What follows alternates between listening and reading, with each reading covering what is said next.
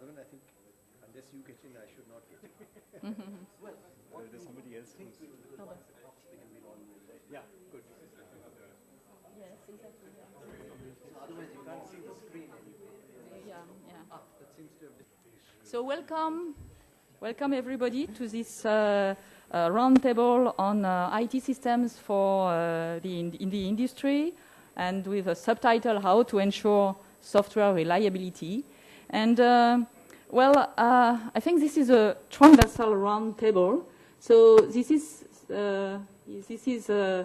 an indication that actually IT systems are really present in many areas, and like cities, energy, health, aeronautics, nanosciences, and since it is transversal, it is some very often hidden behind these main objectives. And I really think that today science and research on software on the heart of IT systems is very important and needs to be emphasized. So this is why we have proposed this roundtable with my colleague Sanjiva Prasad. So just to introduce a little bit what we are talking about this morning, in the last 20 years, there is a big growth of IT systems. And IT systems is computers, software, networks. I put every instance in this word, and they have invaded our world. But they are also more and more technical and complex. And there is also some more and more critical tasks which are devoted to computer systems. And indeed, the safety and security are very crucial properties for IT systems now. And one is forced to say that we are not always at the expected level. Okay, so everybody has in mind some big industrial accidents, but very often in our daily life we experience this kind of failures in your car, in your embedded software, in your phones, and you have internet frauds or attacks and things like that. And really it's an economic concern, because of course there is a huge annual cost. So in parallel during these years, the IT landscape has altered and has been the framework of very big changes. And let me cite the massive extensions of this software in airplanes, in cars, in phones and television. The complexity always increasing of computer systems. If you think about complexity as just a number of lines of codes or the number of transistors in electronic circuits, so this is really increasing. There is also the rise of parallel programming, and of course it is more efficient, but also more complex to program in this context. And there is also extensive networking of the computers and equipment, which are now interconnected and which raise big problem in terms of security. So we have invited to this roundtable distinguished speakers who will address the following questions. So we asked them to tell what, in their opinion, in their own domain, what are the consequences of these big changes in terms of quality, safety, and security. So this was the first question. And the second is, what are the expectations of industries, and what are the answers that research can provide, and that would be necessary to develop together. So this is what I wanted to say to introduce the roundtable. Maybe, Sanjiva, would you like to add a few words? No, I think we'll start the discussion and maybe at the end. Okay, so I think so. We are the speakers can sit because there are some slides. I think it's better to sit on the side if you want to see the slides. And I will ask to each speaker to come at the desk to speak. So let me introduce the first speaker. So we alternate also between French and Indian speakers, and the first speaker is Dr. Pascal Veil, who is a research director at CNRS, and he's a specialist in fundamental informatics. He worked on logic, concurrency, verification of complex systems.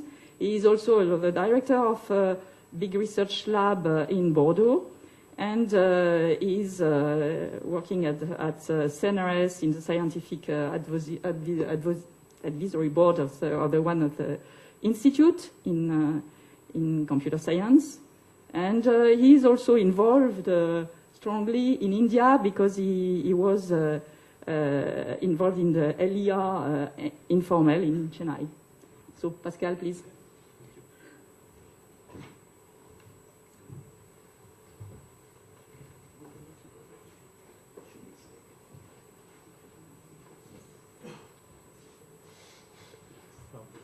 Thank you. Thank you for the introduction. It's a pleasure to be here. So I'll just, and it's an honor to be the first speaker on this panel. So I'll just say a few words which are more questions than big statements about formal methods in the industry. As Hélène said, I'm in academia myself, so the questions are maybe sometimes naive, but then again, that's why we have mixed industry academia panels to be able to ask this sort of questions. So there are traditional strong motivations that are always put forward to propagate or to advertise for formal methods, especially in the case of safety critical systems. Formal methods are here to guarantee quality, reliability, safety, and so on. And also, it is, I think, well established that there's a much higher cost in fixing a software that's already written than in intervening at early stages of design. And so that makes it a strong case for formal methods. Now, there were years of uncertainty, I would say, in the past 15, 20 years since formal methods came up, at least in theory, years of uncertainty whether the methods developed in academic labs could scale up to industrial size. Now, much progress has been done, and it's interesting, at least to me, that much progress has been done in the field of theoretical computer science, theoretical informatics, which has had direct applications to the industry's problem. And this has led to a variety of formal methods, a whole gamut of them, that can be categorized as heavyweight or lightweight, so with associated different costs. And now it's understood, I think, now that formal methods are not the universal cure-all that will eliminate all software failures, but they are mature enough to be used in the industry, in the software industry. And when I say mature enough, I mean that they are neither financially nor technically out of reach for the actors in the industry. And the discussion that I'd like to start is about the cost effectiveness of using these methods, or actually how to evaluate the cost of these methods for the industry. And there can be different points of view, different notions of cost that can be involved. And so I'll list a few, and maybe there are other important notions that I would have missed. Maybe the first angle is to wonder whether the tools that are available are engineer friendly. That means, how much effort is involved in learning to use these tools, to use them effectively. How prepared are engineers to use these tools, to adapt them to their needs, and that means maybe how prepared are they to understand the basics that underlie those softwares, which themselves are rather complex systems. And so that's a question about training of engineers, in-house training or initial training. It's also a question that I'm asking whether there's a significant level of second use of those softwares, which would make the initial cost, the initial effort more tolerable. Now, another question is about general tools that may have been developed by various academic labs around the world, often in collaboration with the industry. Are those tools used often, or is it more often the case that for specific projects, it's more efficient to design an ad hoc tool? And this question leads returns us to the question of training of engineers. What sort of skills, what sort of competence should the industry nurture in its engineers so that they could efficiently design ad hoc tools if that's what's really needed? Now, different sort of question. The discussion, as I said, has been from the beginning whether the verification systems could scale up to real-world applications. And this, of course, can be assessed pragmatically. Industries use them. Some industries use them for certain projects, and so either it works or not. But can we formalize this measure of effectiveness? Can we help predict its result? If you invest, if the industry invests a lot of work, engineer time to learn to use a tool, and then finds out that it doesn't scale up, there's a lot of resources that are wasted there. And so can we predict whether it's worth using this sort of tools or that sort of tool? And maybe, I don't know, maybe the theoreticians can help there, but it's a difficult question. The traditional measure of complexity in algorithmic theory is the worst case complexity. Worst case complexity is the worst that could happen given the instance of the problem. But that, assumes that the real problem, the problems that will come in the real world, could, is there any chance that they would be the worst case? Are the worst case numerous, or are they very rare? So in reality, only a fraction of the theoretically possible instances of a problem can come up in the industry, can come up in the real world. So the worst case complexity measure may be misleading. It may say that something is very difficult, whereas in fact it is not difficult in the instances you want to use it in. So how can we better measure complexity? Can we have an idea of the sort of problems, the subcategories of instances that will come up in the real world? And maybe a variant of that is in the field of, or in the context of distributed applications, which I think will be picked up by subsequent speakers. In much of the software industry, a complex software is composed of many modules that have been developed over a long period of time by many different developers. So part of the verification of the complex software is made of the verification of each of its modules and also of the general structure. So the distribution of real instances of problems that I mentioned earlier, is that more manageable on more elementary modules? Does that make it easier? That's another question. Part of cost effectiveness relies also on the choice that software engineers have to make about which tools, which methods, which heavyweight or lightweight methods they should like to use. Is this choice essentially informal? That is, it's left to the software development team and left to their professional and personal experience? Or can we begin to draw a taxonomy, a classification of situations or stages in software design that would require a more or less heavy dose of formal methods? And how can this be taught? And to conclude, I'll say I don't have the answers to these questions. I hope that other speakers on the panel or on the floor can provide answers. But I think that these questions could have an influence on the dissemination of formal methods in the industry, in critical systems, but also, as Hélène mentioned, in non-critical yet economically important domains. And that these questions or the answers provided could have also an impact on academic research in this domain, guiding it in this or that direction, and also on the initial training of software engineers, which I think is a very important question. Thank you.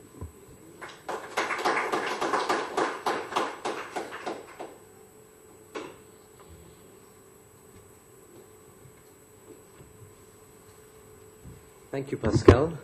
That was, I think, a perfect, opening batsman's act. Since Pascal is, we always count him as an Indian speaker, more not a French speaker. It's my pleasure to ask Mathai Joseph to be the next speaker, and a couple of words about Mathai, who is perhaps one of our most inspiring and leading practitioners and theorists in formal methods in the country. Mathai, I should know this because I was reading his thing, but I forget now where he went to school, but he went to Cambridge and then was at TIFR. And Mathai, you were at NCS-DCT when it was NCS-DCT? Oh, yes. Yeah? And not when it became, and also when it became NCST? No. So after that, Mathai had a long stint at the University of Warwick, which is when I first met him in 1990. And then subsequently, he came back to head the Tata Research and Development Center, TRDDC at Pune, and continues as an advisor to TCS, and has this wealth of experience and insight into into software development, software engineering, and how formal methods can be used and are used in industry. Mathai is also one of the instrumental figures in two of the successful conferences that I've held annually in India. Mathai, it's my pleasure to welcome you. Mathai is going to talk about formal techniques. Where's the method?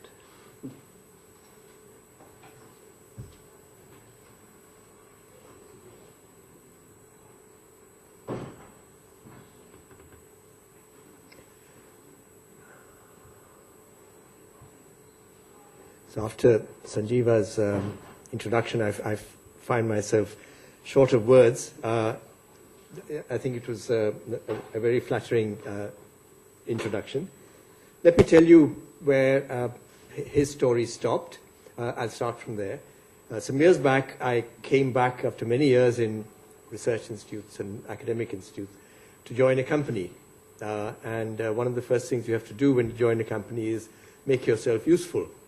And people often don't tell you what you have to do. You have to know, and I didn't know. So that was a problem. The result was that I spent a long time trying to persuade them to do things that I was interested in, like mathematically representing properties of programs, trying to use theorem provers, model checkers, and so on. And I learned that they were not interested. I was not solving any problems. They had terrible schedules that you had to meet. They were not looking for one more thing to do. And they were certainly not going to abandon their process, their software process, which they understood well and which they had tools to support. They were not going to abandon that and say, we'll start using this fancy theorem prover that you're trying to persuade us to use. So that was clearly off the agenda. And so I learned the answer to one problem, which is problem one, that you cannot expect to use formal methods in isolation. Industrial engineers have a job to do. They have well-established tools. They have a process. Asking them to abandon that and come and join you on this open raft in the blue seas is just not going to work. The second was that unless you're completely confident, 100% confident that your tools are going to meet industrial scale, it's not even worth trying. you can't solve half a problem and tell them, well, look, that's better than solving nothing at all. They're just not interested. And finally, the lesson that I learned was something that I'd been told many, many years ago by someone from Bell Labs, that when you talk to engineers who are busy doing something, formal techniques have to tell them something they didn't know. If you're just going to tell them what they knew anyway, and you tell them that more neatly or more precisely or more effectively, they're not interested. If you tell them something they didn't know and wanted to know, they will stop and listen to you for a bit. So that's about the short opening that we had. So formal techniques have to be made part of a software process. It cannot be one additional chore. You can't tell people to do everything they're doing, but before you start writing down some formal specifications. They're not going to do it. And the second is that everything has to work within project timescale. You can't expect to say, everyone stop for a minute. My theorem prover is slow. It'll take 3 days, but it'll get there. And this is not an exaggeration, because one of the problems we had to solve with a major company was that they were using some tools which just would not scale up. And it wasn't a question of starting the analysis off and going and having lunch and coming back and finding the solution. If you came back after lunch the following day, you would still not get the solution. It just would not scale up to the kind of problems that they had to do. Now, some of this comes because companies like using proprietary tools. If you go to a user company and say, look, I've got this fancy tool which I developed in the research center, they won't talk to you because it's not been proved in the field. Nobody else uses it. They're dependent on you if they're going to use that tool, and they won't touch it. So they want proprietary tools that are supported by industry, that they can go back to, and where there are multiple users. Where are they going to get the skills from? If they have to train people and then do the project, they're not going to meet their deadlines. So they need trained people. You need a flux of trained people in the industry. And many proprietary tools have scale limitations. They will work up to a point. They will do many of the things that need to be done. But when the problem becomes a bit more complex, they are not able to deal with it. So that's the situation at which we got our first break with a major car manufacturer. And we discovered that the way into their hearts and into their minds, and of course into their pockets, was to show them that you could escape from this proprietary framework, convert everything into an open source form, use a publicly available tool, do the analysis, and come back into the proprietary framework as if nothing had changed, with results that they could not get there. So they were actually stuck. They were using a proprietary framework, and it doesn't really matter which one, because I think all of them have these limitations, and they could not get beyond a certain point. So in that sense, they were partly converted. They felt the need for using formal methods. So one of the things that has not happened yet, and I especially thought of this as Pascal was talking before me, is that we need an open tools framework where you can mix and match tools as you get along, and that's not available. Use of formal techniques is expensive. It's going to cost you more money.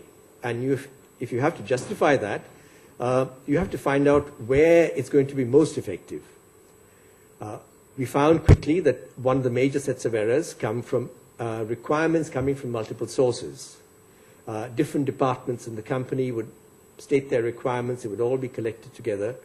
And there was no consistency over these. So we were able to do quite a lot using just simple reachability analysis in asking questions which they had not answered. A software process is reasonably good at avoiding coding errors in single units of code. It's rather poor at dealing with interfaces between different units of code, whether they're concurrent or sequential. It's not very good at that. And unless you can augment that with automated test generation, you've really left half the problem for the engineers to solve anyway. So our experience has been that it's hard to train software engineers to use formal techniques. We found it a lot simpler to take people from the research center, add them to a team. They would do the analysis and produce the results that they wanted. And the software engineers, after a stage, would begin to respect these methods. And if that kind of work continued, they would begin to learn them themselves. We kept getting asked, this has cost me money. What are the benefits? How do I know that you're actually saving money? And that was an impossible question. And instead, it's easier to estimate the cost of the failures that have been avoided that might have been avoided through the use of formal methods. And I think you have to be very non-doctrinaire about the methods that you use. You use whatever is fit for the purpose. You use the lowest level of formal technique that is required to solve a problem, not the fanciest one that you've been spending years developing. So with that, let me stop, and I'm sure the next speakers will have a great deal to add to this.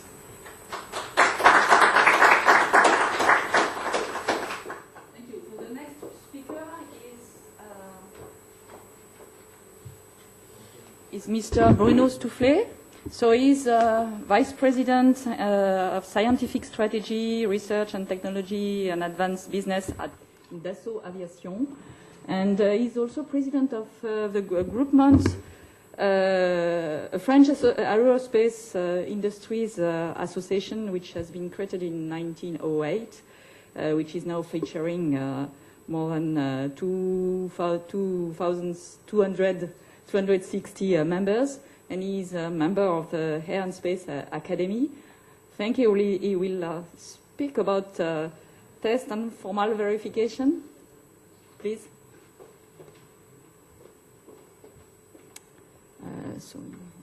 Okay. So I'll let you. Thank you, Hélène. So I'm not president of the association. I'm president of a commission of the association. Yes. I will try to.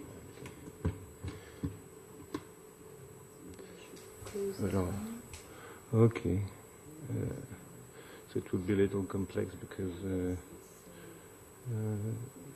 no?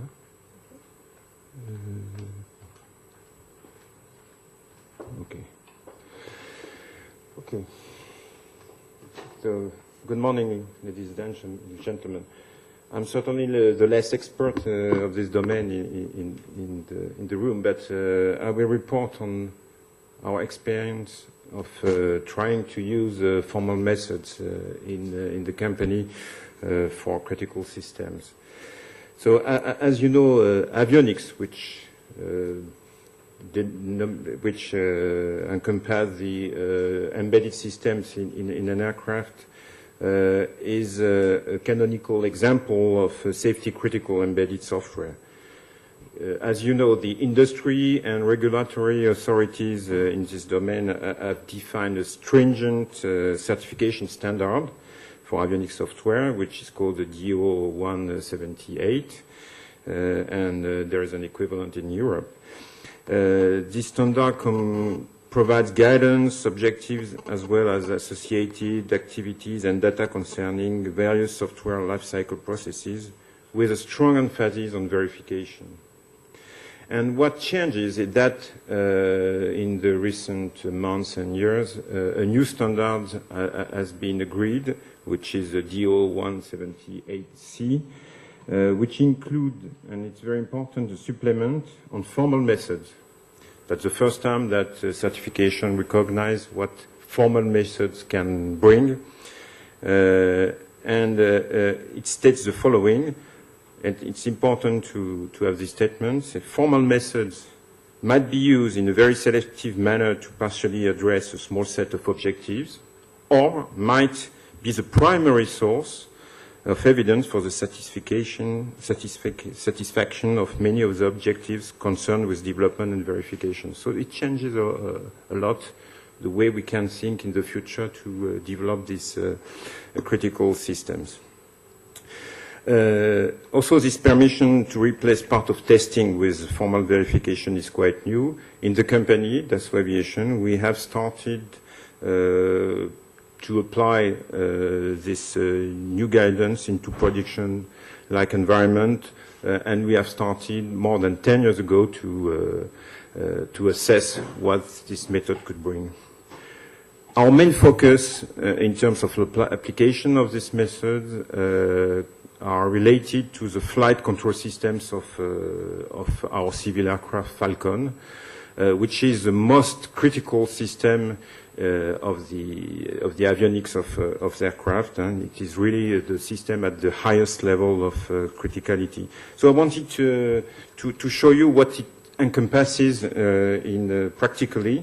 So, and I will use what has been presented three days ago by our CEO as we revealed the new Falcon 5X in Las Vegas, which is the new one. And you will see that progressively this critical system is enlarged, and I think it's interesting.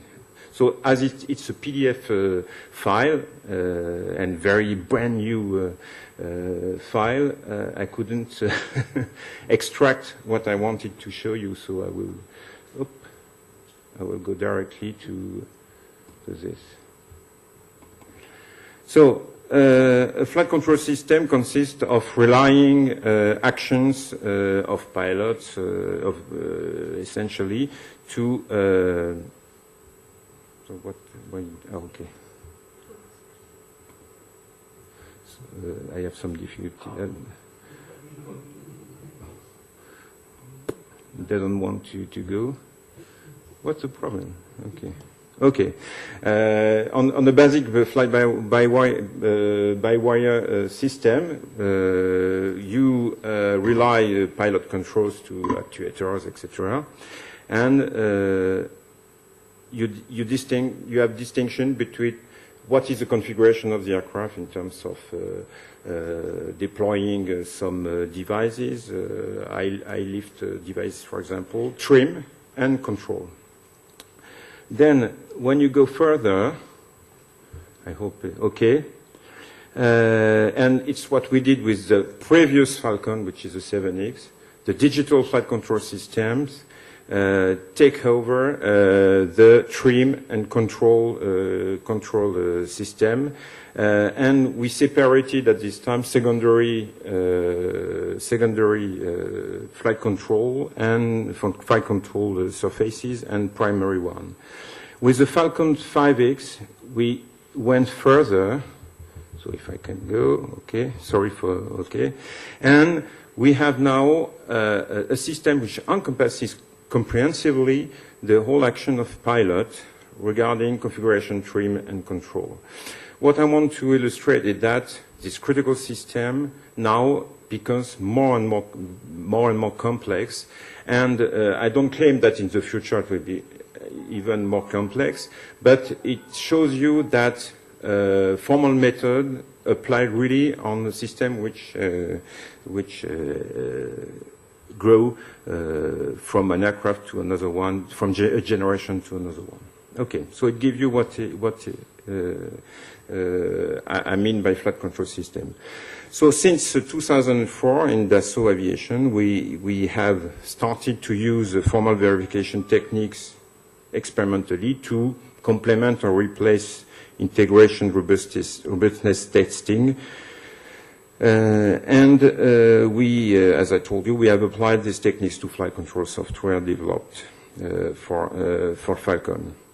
In our method, we automatically produce C code, source code, generated from graphical model that includes a mix of data flow and state chart diagrams.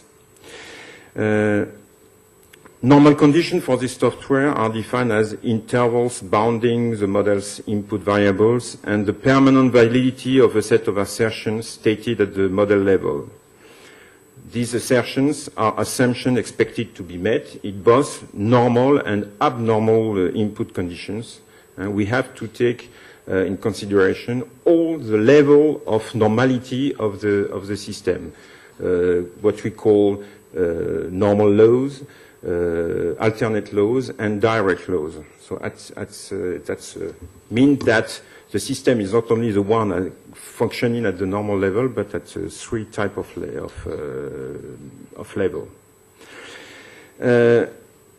On such software, what you have to know is that integration testing is functional based on pilot in the loop and hardware in the loop activation of the flight control laws, with hardware which represents the real systems on ground, of course, and up to the hydraulics that activate the actuators.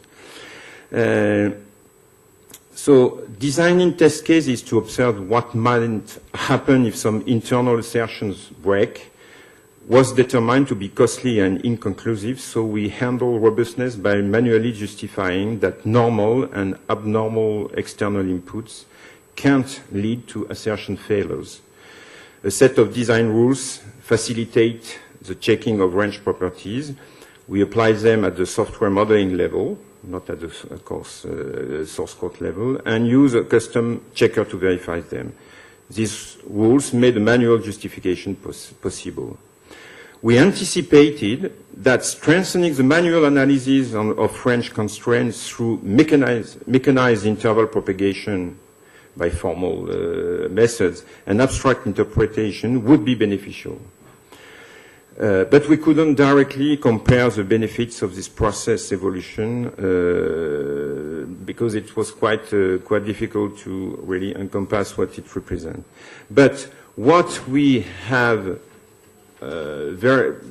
considered is that the introduction of formal methods could save, it's rather modest, 1 month of work for a given version of the system. But as we have during the life of the aircraft, and especially at the beginning of the life, to update the system, we can have several tenths of version. You understand that we can save several tenths of man-months for a given development. So it's still modest, but it becomes significant only for a verification which is limited to this critical system. What I want for conclusion to highlight what are the key issues for success to introduce these methods in a real engineering team. The first issue is to set up an expert team. It's what we have, separate from the engineering team, but close to it, that will tackle the problem of scaling up formal methods developed at academic teams.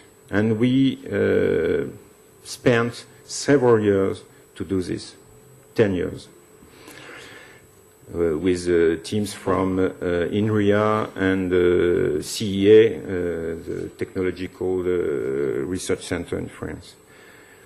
Second, experiment formal methods in parallel to real developments without hampering the classical engineering process. We did it on Falcon 5X, but also on our Neuron demonstrator. So we applied them for a military demonstrator.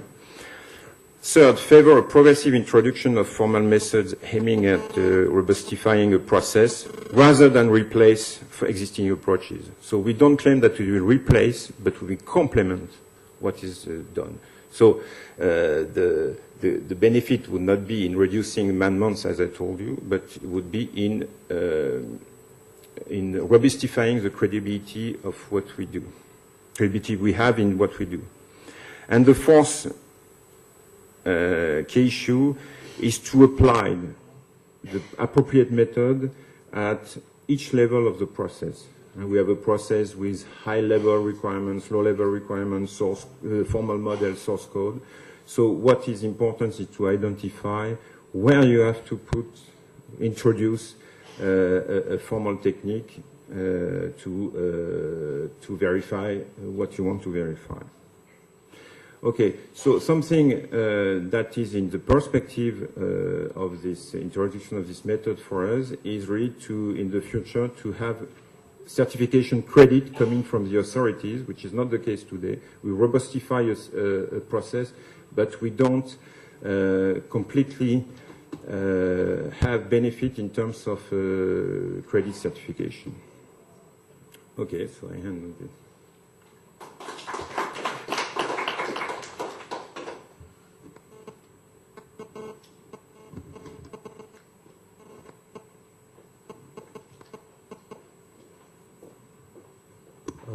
So the next person on the panel who's going to speak is Madhavan Mukund.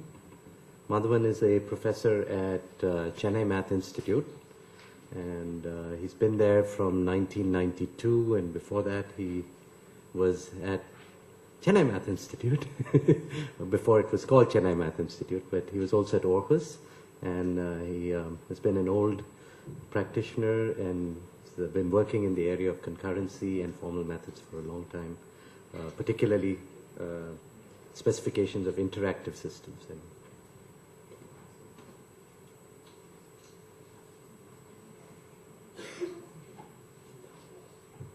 Thanks, Sanjiva. Thanks, Hélène, for the invitation.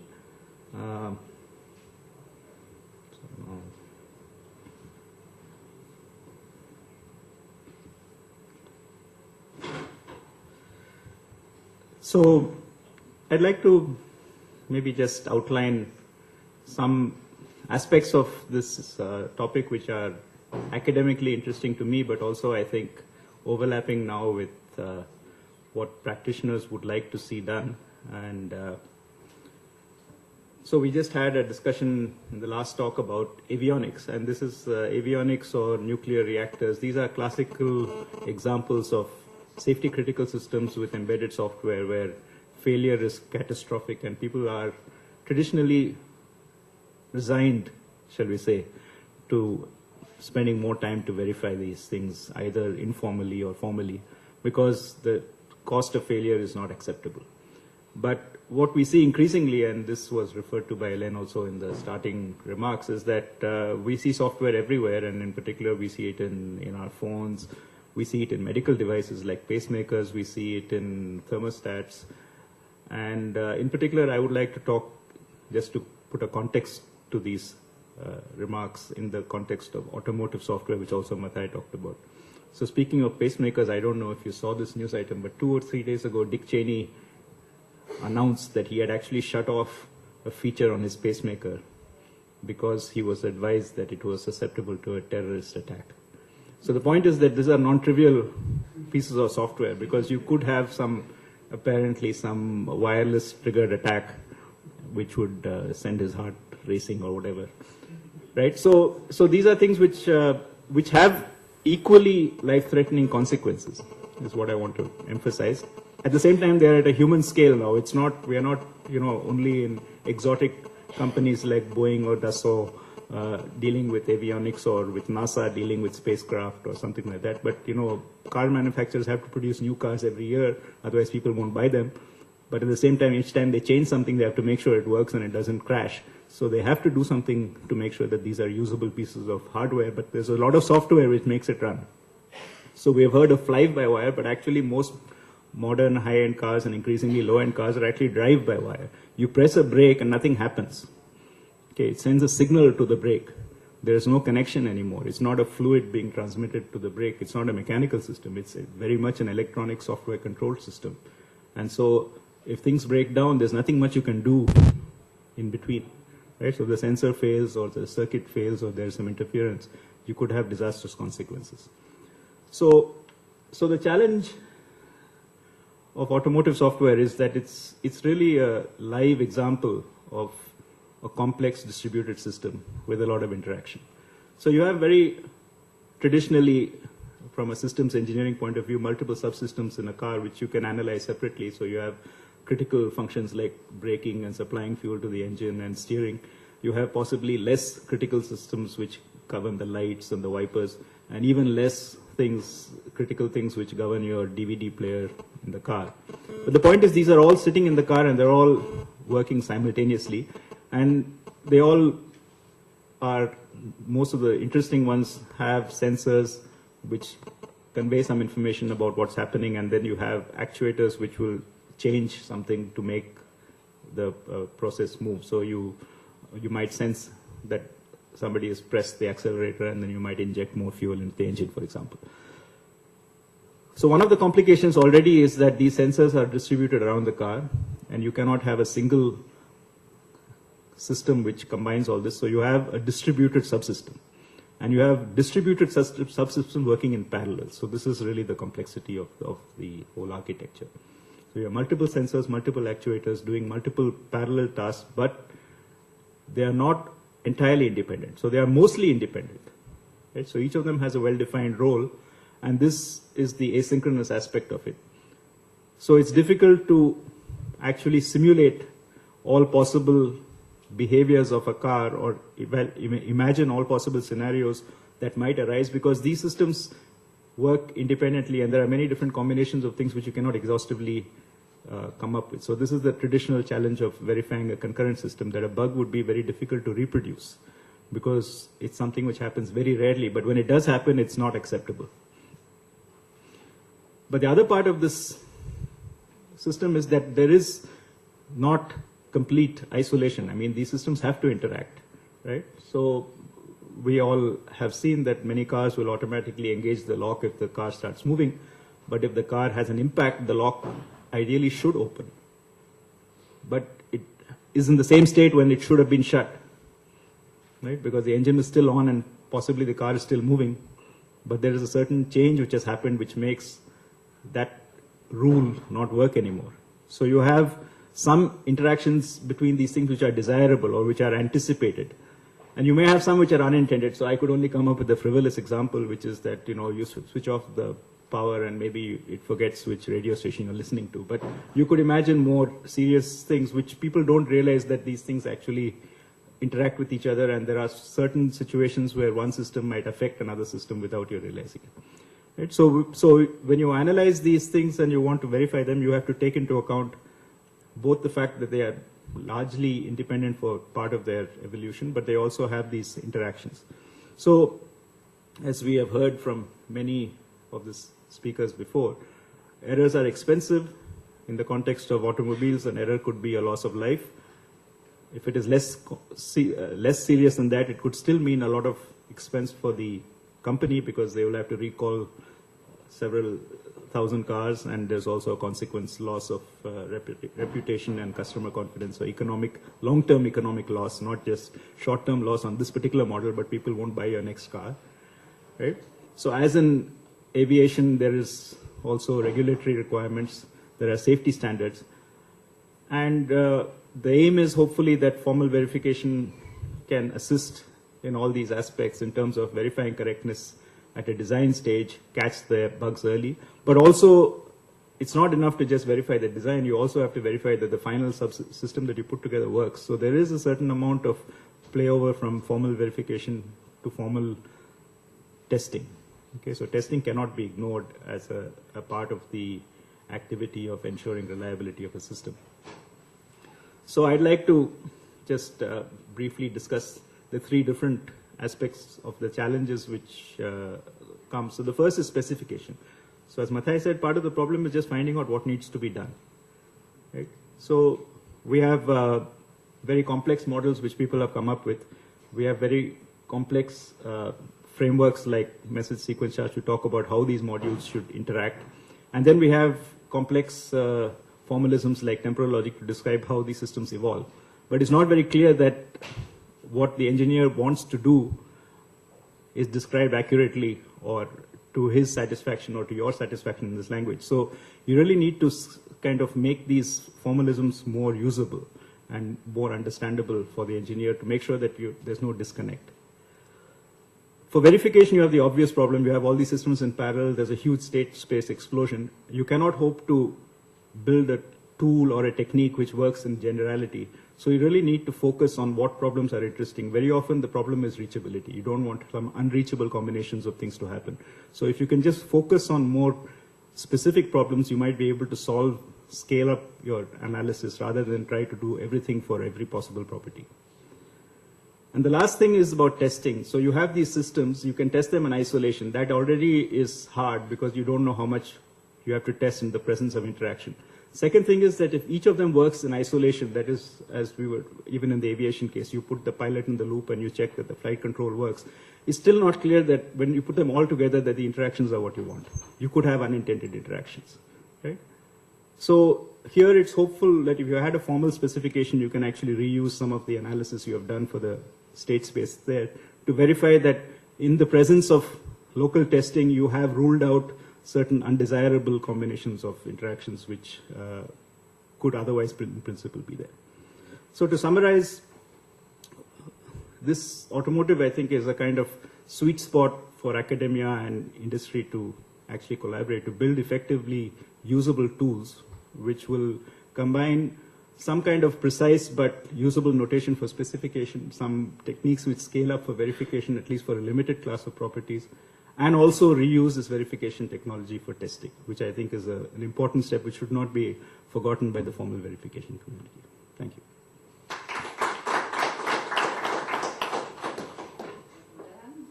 The next speaker I would like to call is Marc Pouzet. So Marc is a professor at École Normale Supérieure de Paris. His research concerns the design, semantic, and implementation of synchronous languages for real-time control software. And he has developed the language Lucid Synchrone, which is an extension of LUST, with several features, especially concerned with static analysis and compilation techniques. And several of them are actually now integrated to Skate 6, developed by the STRL technology company. So he has a big experience of this transfer. And please, Marc. Okay, thank you very much. It's my first time in India. I'm very happy to be here today. The message on which I would like to insist about formal methods is that we can and we probably need to define better languages. One way of having less bugs in software is to program and then at the very end verify, or at least try to verify, and it is very often too late just because the system is too big and that formal methods, formal verification techniques are unable to verify the extremely big and complicated code. So the idea is to be able to write what I would call executable mathematical specification in a high-level language so that the model is used as, let's say, a reference semantics, what is the mathematics of the system, what it should do, independent of any implementation first. There are many, many bugs in specification before being implemented, and which is then a base for simulation testing and formal verification. And then, if the language is simple enough, translate it into target code. There have been several attempts to do that in the past, in particular what has been called synchronous block diagram languages. Among them, SCADE is quite used now for programming control, critical control software in planes, trains, power plants. And these languages are, I would say, extremely simple and close to the mathematical objects that are used for, I would not say centuries, but for years by control scientists and engineers. Difference equation, hierarchical automata, synchronous parallel composition, lockstep, parallelism in a way. And with these languages, you really, from the very beginning, simulate, test, verify. And as the language is precisely defined, you can generate sequential code for which you are quite confident that it is correct. And as being confident that it is correct, properties that you have proved on the model are kept on what is executed. And a bug in a compiler is extremely hard because it's very hard to detect because it's not in the program itself. So if you have a bug in a compiler, you better have to check that the assembly code at the end is correct, which is a piece of cake.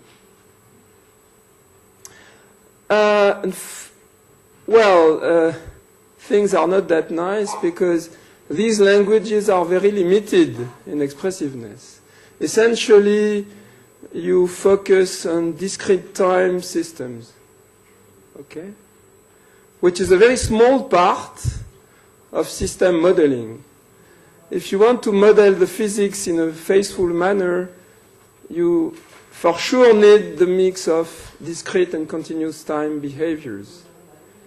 And you have to, of course, program both the control software and the physical environment.